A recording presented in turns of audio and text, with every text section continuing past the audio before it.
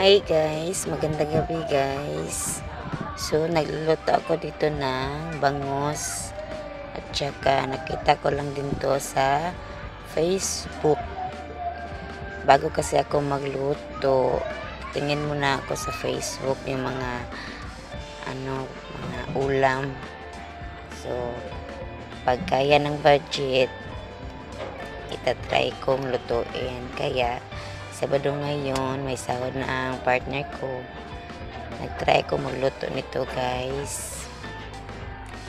Yan, nilagyan ko siya ng ahos, bombay, kamatis, at saka ano mo lang siya guys, igisa. Then, lagyan mo ng paminta, asin, at saka magic sarap.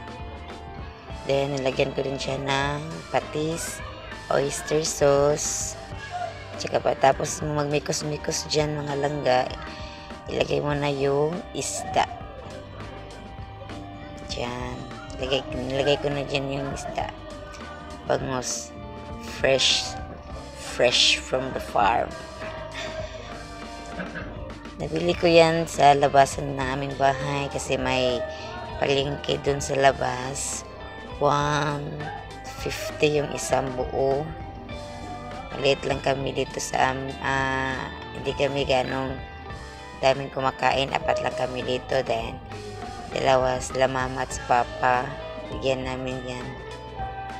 So yan na guys, nilagay ko na yung isda, at then kailangan mo siyang baliktarin para manuot ang lasa niya.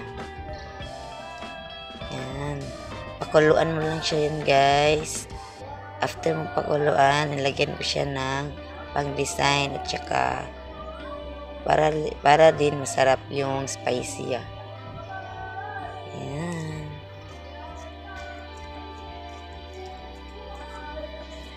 So, yun lang guys ha. After nun yan guys, is pwede nyo na siyang i-serve kasi luto na siya. Balik ko guys, tolo. Tanawa daw diha. Sorry, na-interrupt ko yung anak ko kasi bumibili ng ice.